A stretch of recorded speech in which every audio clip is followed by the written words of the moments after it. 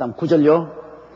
일곱 대접을 가지고 마지막 일곱 재앙을 담은 일곱 천사 중 하나가 나와서 내게 말하여 가로되 이리 오라. 내가 신부 곧 어린 양의 아내를 내게 보이리라 하고. 자, 이제 마지막 일곱 대접을 가지고 있는 마지막 이제 천사가 와서 이리 오라. 어린 양의 아내 보여주겠다. 여러분, 어린 양은 예수 그리스도고 어린 양의 아내는 성도 아닙니까? 성도들이 거할 새 예루살렘을 총칭해서 어린 양의 아내라고 말했습니다. 왜냐하면 즉 그리스도의 수도 바벨론을 음녀라 그랬습니다. 음녀. 즉 그리스도의 수도 바벨론을 모든 믿지 않은 자의 총체적으로 음녀라고. 새 예루살렘에는 예수 그리스도와 그 신부들이 들어가 살 곳이기 때문에 그 신부들이 들어가 살 새 예루살렘을 총칭해서 예수 그리스도의 신부, 어린 양의 신부라고 했습니다. 그래서 이리 오너라. 어린 양의 신부로 보였다. 장차 우리 회개하고 구원받아 성천한 성도들, 육의 선민이 아닌 영의 선민들이 들어가서 살 곳을 보여주겠다. 새 예루살렘을 보여주겠다는 것입니다. 그래서 10절요.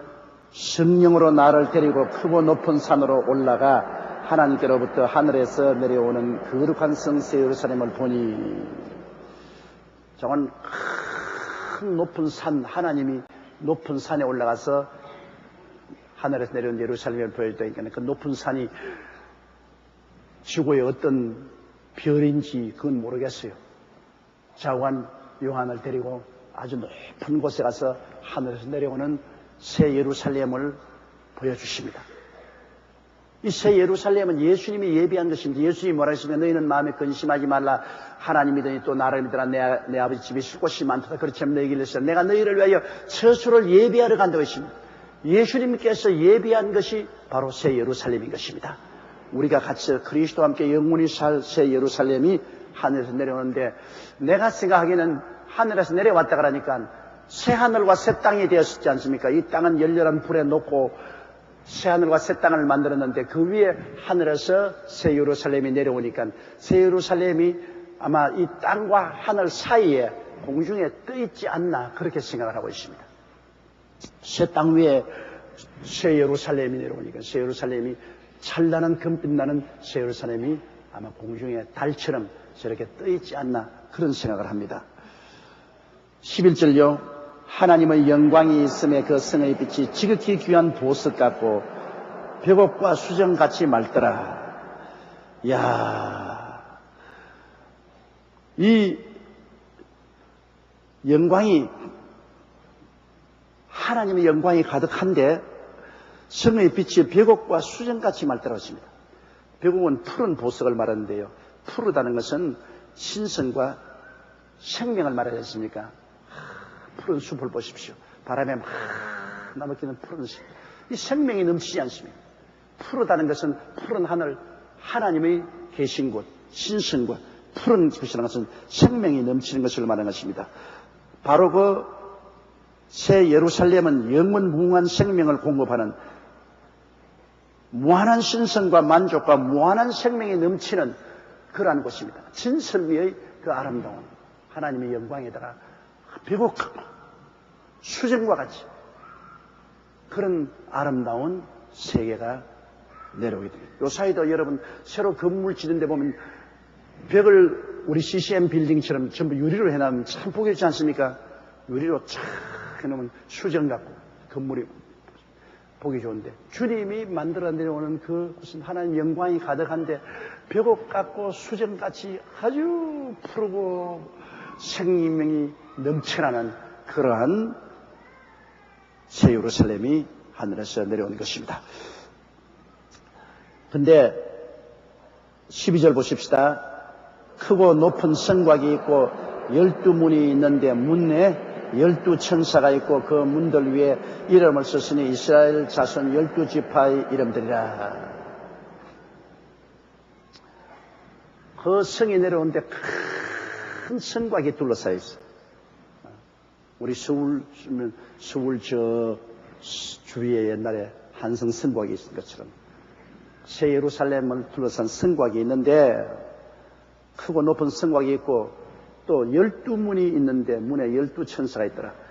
옛날에 이스라엘 백성이 광야에서 행진할 때 하나님 법궤를 중심으로 해서 동의 세 지파, 서의 세 지파, 남의 세 지파, 북의 세 지파, 12지파가 하나님의 성전을 옹위해서 이렇게 걸었지 않습니까? 그와 같이 이 새 예루살렘에는 동서남북에 각각 문이 3개씩 있어요. 동의 3개, 서의 3개, 남의 3개, 북의 3개 있는데 그 문 곁에 12천사가 있어요. 12문이 있는데 문에 12천사가 서 있고 그 문들 위에는 이름을 썼으니 이스라엘 자손의 12지파의 이름들이 문 위에 있어요. 12문 위에는 12지파의 이스라엘의 이름이 있고 그 기초에는 또 12사도의 이름이 있어요. 그러니까 이 새 예루살렘은 무엇이냐? 처음 출발이 하나님의 언약은 12 이스라엘 지파로부터 천국이 이루어져서 완성된 것은 12사도로부터 완성됐으니까요. 그러므로 새 예루살렘의 그 문에는 12지파의 이름이 있고 기초에는 12사도의 이름이 있어요. 그래서 하나님의 구약과 신약을 합친 선민이 거하는 처소라, 그것을 보여주고 있는 것입니다. 13절 보십시다.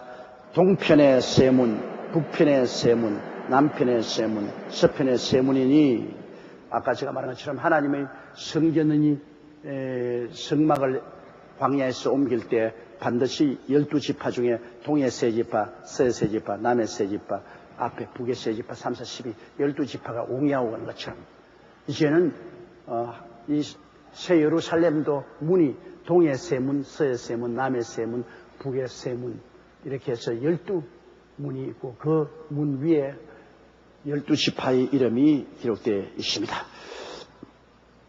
다음 14절요.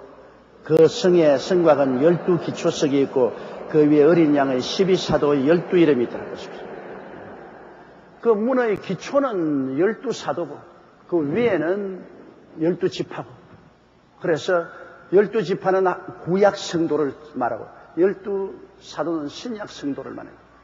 그러므로 그 안에 들어가 있을 사람은 구약에서 구원받은 성도들, 그리고 신약에서 구원받은 성도들, 구원받은 성도들이 들어가서 거하는 것이 이 새 예루살렘 아름다운 처소인 것입니다. 그 다음 15절요. 내게 말하는 자가 그 성과 그 문들과 성곽을 측량하려고 금갈대를 가졌더라. 자, 그 성이 얼마나 큰지 한번 봅시다. 이 어마어마하게 큰 성이에요. 이 천당이 얼마나 크냐. 그런데 여기 보면은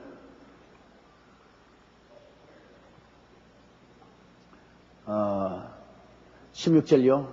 그 성은 네모가 반듯하여 장광이 같은지라 그 갈대로 그 성을 측량하니 1만 2천 스타디온이요 장과 방과 고가 같더라. 그런데 이 예루살렘 성은 1만 2천 스타디온인데 이 가로 세로 높이가 똑같아요. 이건 아주 어마어마한 고층 건물입니다. 이 성이라는 것이. 왜냐하면 가로도 1만 2천 스타디온, 세로도 1만 2천 스타디온, 높이도 1만 2천 스타디온. 그럼 1만 2천 스타디온이라는 것은 어느 정도냐 하면은 키로수로 말하면은 2,200km에서 2,400km인데 우리 한국 이수로 말하면 한 6천리 됩니다. 6천리. 우리 대한민국의 2배가 되죠. 우리 3천리 반도 아니고 6천리. 그러니까 길이도 6천리, 폭도 6천리, 높이도 6천리. 굉장히 큰 성이죠. 그런데 이것을 요사이 현대 도시 인구 밀도 기준으로 계산을 해보면 인구가 얼마나 수용될 수 있느냐? 500억 명이 수용될 수 있어요. 500억 명이. 그러니까 아담 하와로부터 시작해서 마지막까지 구원받은 사람 다 들어가도 남아요. 지금 지구에 사는 사람이 지금 60억 인구라 그러지 않습니까? 60억. 그런데 500억이니까 여러분 인류 처음부터 시작해서 마지막까지 구원받은 사람 다 들어간다고 해도 남아 있을 만한 거대한 새 예루살렘입니다. 길이가 6천리, 폭이 6천리, 높이가 6천리. 아주 아파트 치고는 고층 아파트입니다, 여러분. 6천리 되는 아파트 한번 생각해보십시오. 장방이 같이. 그것이 전부 벽옥과 청옥으로, 수정으로 탁 되어 있으니 이 하늘에서 내려온 데면 어마어마한 영광이 꽉 들어차 있어요. 그런 큰 성곽에 자, 1층에 예를 들어 말하면 그 1층에 들어갔답니다. 1층에 여러분 길이가 6천리, 폭이 6천리니까 대한민국보다 더 커요. 그게 얼마나 많은 맨션이 들어갑니까? 그 다음 또 2층에 6천리로 한국의 보다 2배나 되는 이런 땅덩어리가 6천리로 위에 쌓여져 있으니 어마어마하죠. 여러분은 몇 층에 살는지 그건 모르겠습니다만 꼭대기 층까지 올라오려면 엘리베이터 타고 올라와야 될 겁니다. 물론 하나님이 지으신 새 예루살렘이니 우리가 도저히 상상할 수 없는 진선미의 아름다운 새 예루살렘이요. 거기 가면 기가 막힌 그러한 도성이 되실 것입니다. 이게 주님께서 맛보기만 우리에게 보여주신 것입니다. 그 다음 17절요. 그 성곽을 청량하며 144규빗이니 사람의 청량보 천사의 청량이더라. 그런데 그 거대한 이 성의 주위에 성곽을 이렇게 둘쳤는데요. 그 성곽은 사실은 높이에 비교하면 아무것도 아니죠. 이 성곽은 넓이와 폭이 같다 그랬는데요. 그게 144규빗이라고 그랬으니까 144규빗 치면 우리 교회 약 한 배 반 정도로서 한 66m. 그 폭이 한 66m. 성곽 두께가 66m면 어마어마하게 두껍지 않습니까? 66m. 그런 정도의 두께의 성곽이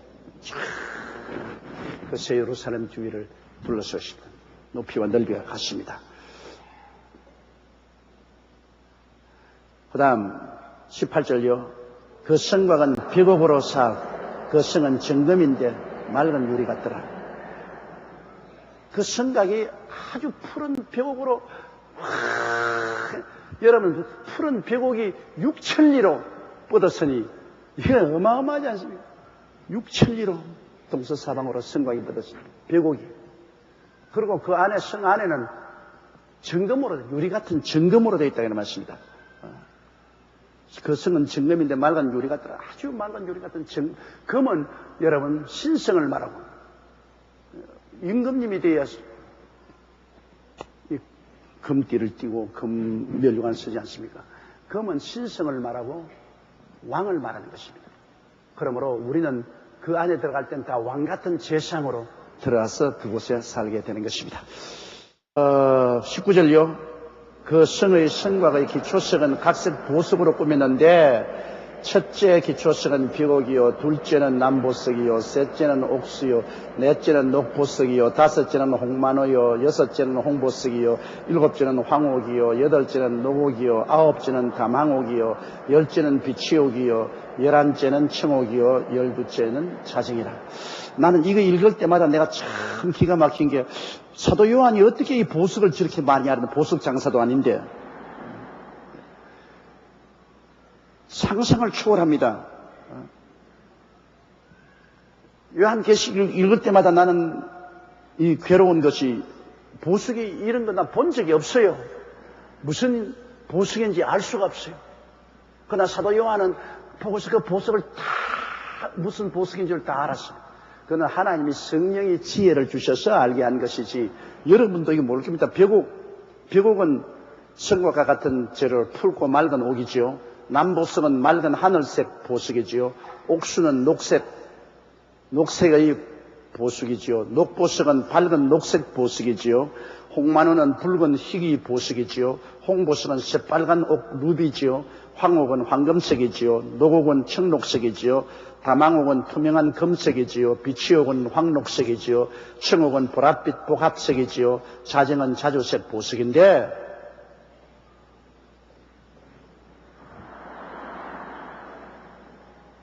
나는 이런 것 뭔지 모르겠어요. 그러나 전부 다 여기 보니까 주로 옥이 많습니다. 옥, 벽옥, 그 다음에는 옥수, 그 다음에는 황옥, 노옥, 다망옥, 비치옥, 청옥, 자정. 그러므로 주님께서 이 기초석을 12사도의 이름을 기록한 기초석을 그 성격에 따라서 아름다운 이 보석으로 기초석을 만들기 때문에 이 성곽의 기초석을 보면 희양찬란하고 좋을 것입니다. 그 일일이 그 보석의 의미는 뭔지 저는 그건 모르겠습니다. 21절요. 그 12문은 12진주니 문마다 한 진주요 성의 길은 맑은 유리 같은 정금이더라. 12진주는 12진주문입니다. 진주문. 문은 진주문으로 만들어요. 그 진주문으로 들어가야 된다. 그 의미가 좀 있습니다. 왜냐하면 진주라는 것이 여러분 땅에서 파는 보석이 아닙니다. 진주가 어떻게 만들어집니까? 진주 조개 속에 이러한 조그마한 모래나 불순물이 들어가면 진주 조개의 혀가 파헤치지 아프지 않아요. 그러니까 자꾸 거기 액체를 내놓습니다. 액체를 내놓아가지고서 그거를 감싸요. 감싸니까 나중에 동글동글한 아름다운 진주가 되잖아요. 그래서 인조 진주를 만들 때는 진주 조개를 갖다 와서 일부러 거기에다가 모래알 같은 무슨 이런 불순물을 넣어주잖아요. 그러면 조개가 그걸 아프니까 그걸 자꾸 액체를 내서 감아가 진주를 만들잖아요. 우리 그리스도의 신자들은 우리가 세상에 살면서 고통이 다가오잖아요. 고통이 다가오면 우리가 기도로서 자꾸 감싸면 진주가 돼요. 아무 고통도 안 다가오면 기도를 안 하잖아요. 그렇잖아요. 고통이 다가오면 기도를 하게 돼요. 그렇기 때문에 우리 예수 믿는 사람에게 끊임없이 크고 적은 고통이 다가오는 것은 여러분의 생애가 진주가 되기 위해서 그런 것입니다. 고통이 다가올 때야 금식하고 철회하며 부르짖어 기도하고 눈물을 흘리고 그런 동안에 그 기도가 나와서 고통을 감싸서 여러분 인격이 진주로 변화되는 것입니다. 진주문으로 들어간 사람은 진주가 된 사람만 들어갈 수 있습니다. 이 땅에서 기도로서 변화된 사람들만 그 진주문으로 들어가죠. 기도를 해서 진주가 되지 않은 사람은 못 들어간다 그 말인 것입니다. 그러므로 이 땅에서 우리가 크고 적은 고통을 통해서 눈물로 기도하고 기도로 말미암아 변화된 인격자들은 그 진주문으로 다 들어가게 되는 것입니다. 그리고 성의 길은 맑은 유리 같은 정금이다. 하늘나라에 들어가서 길은 아주 유리같이 아주 맑은 정금이 금덩어리다. 이러므로 거기에는 하나님 신선과 왕권을 의미하는 것이기 때문에 우리는 모두 다 신의 성품에 참여하고 왕같은 제상이 되어서 영원히 그곳에 살 것을 보여준 것이지. 이렇기 때문에 도저히 우리가 여기서 어떠한 것이라고 상상을 할 수 없을 만큼 아름다운 것입니다. 22절요. 성안의 성전을 내가 보지 못하였으니 이는 주 하나님 곧 전능하신 이와 및 어린 양이 그 성전이심이라. 옛날에 이스라엘 12지파 가운데는 성전이 있었고 또 예루살렘에 성전이 있어서 거기에 하나님이 계셔서 죄인들을 와서 제사 지내고 만났지만 이제 새 예루살렘에는 여러분 죄인이 없습니다. 하나님 아버지와 어린 양 예수와 함께 우리는 그 신부로서 한 가족입니다. 가족이니까 성전이 필요 없어요. 함께 사는데요. 아버지와 아들과 우리 성도들이 함께 살기 때문에 성전이 필요가 없습니다. 그 새 예루살렘 전체가 성전인 것입니다. 우리는 하나님과 함께 그 전체가 성전이기 때문에 따로 하나님 만나러 갈 필요가 없어요. 23절요. 그 성은 해나 달의 비침이 쓸데없으니 이는 하나님의 영광이 비치고 어린 양이 그 등이 됐습니다. 지금은 해가 비치고 달은 등대 아닙니까? 햇빛을 받아서 달이 비치잖아요. 그러나 새 예루살렘에는 하나님 아버지가 영광의 광채입니다. 하나님 아버지가 얼마나 큰 광채겠습니까? 그리고 예수님은 아버지의 광채를 받아서 우리에게 비추는 등대입니다. 예수님 하나님의 영광의 광채시여 그 본체의 형상인데 하나님은 빛이시라. 그에 어두움이 없다 했습니다. 하나님은 큰 빛인데 그 빛을 예수님이 받아가지고서 우리에게 비춰주신 거죠.